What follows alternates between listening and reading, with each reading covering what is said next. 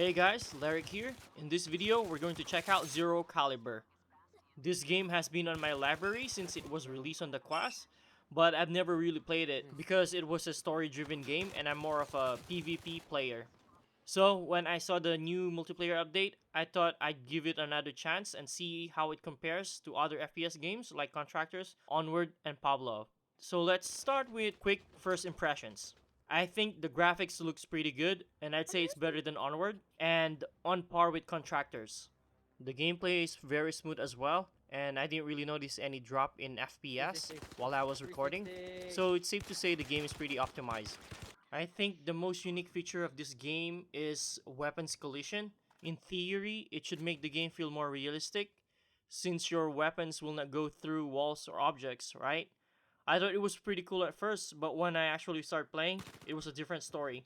I got you, man. It is easily the most annoying part of the game for me, mainly because it caused some annoying issues when running around the map and bumping to objects. My weapon always get caught on doors and other objects, so it was very frustrating. This made the game feel unresponsive and laggy for me.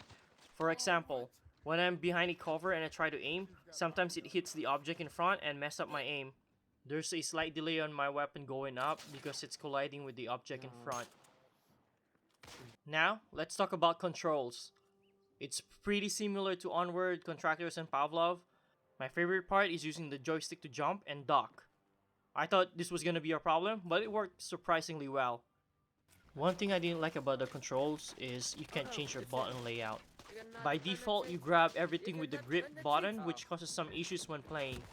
All your items are pretty much in close proximity of each other, so it's very easy to accidentally grab the wrong thing. One example is when I reload, I kept on accidentally picking up my grenade instead of my magazine.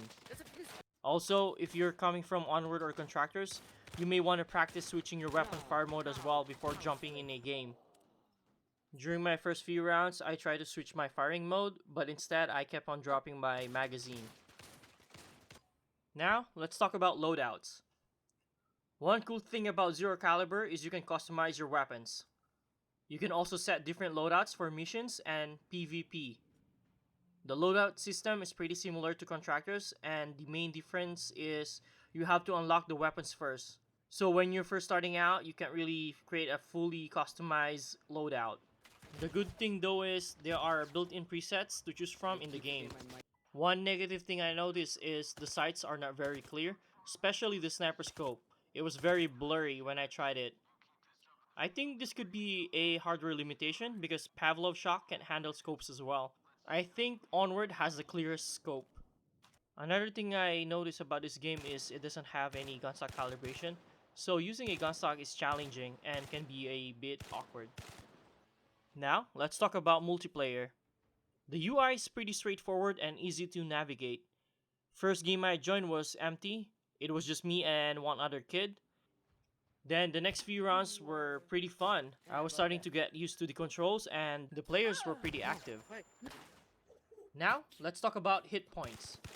The game felt like you have a lot of HP and it is pretty similar to Pavlov. So it takes extra hit to kill someone, unlike with Onward and Contractors. You better be prepared to use more bullets to get a kill. Overall, I think the multiplayer game is decent and I hope the devs will keep on improving it. Last I saw, they're working on adding custom maps. I think that will increase the player base and will make the game 10 times better. But for now, Contractors will still be my number one go-to shooter next to Onward. I'll make sure to revisit this game when there's new update. Before we end this video, I'd like to share one cool thing I learned on this game, which is grenade roulette. So the game doesn't allow you to cook grenades, but what you can do is pull the pin and pass it over to your other hand. That's it for this video. Thanks for watching.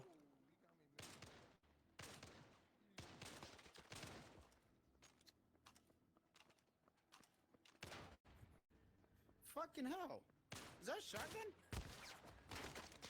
Oh.